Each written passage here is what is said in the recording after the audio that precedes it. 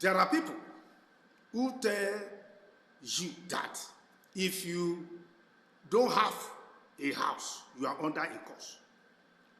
You don't have a car, you are under a curse. You don't have a fruit of the womb, you are under a curse.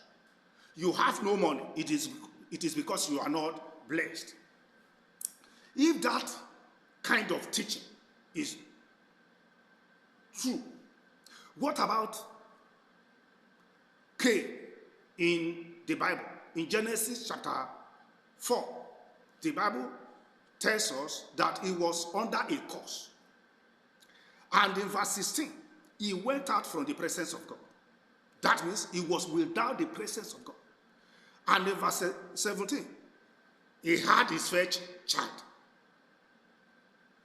And in that same verse 17, he built a city. He built a city, not a house, under a curse. He was not under the blessing of God, under a curse.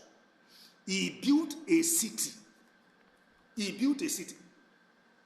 Now, what about his father, Adam?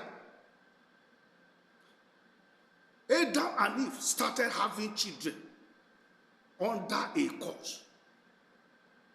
They were under a curse, cast out of the Garden of Eden, and they started having children. Now, if you consider, or if we consider our forefathers who never knew about Christ, they built houses. That means without the blessings of God, under curses, without the knowledge of God, they were worshiping idols and they built houses.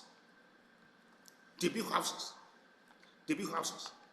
Now, what I am saying is that there is something wrong with that kind of teaching. That if you are not holy, you won't have money. Or it is because of a sin that you are poor. That kind of teaching is wrong. All these people under curses, they had all the material things because they knew what to do about having them. Now, even if you are blessed of God and you don't know what to do about all these material things, you won't have them even though you are blessed.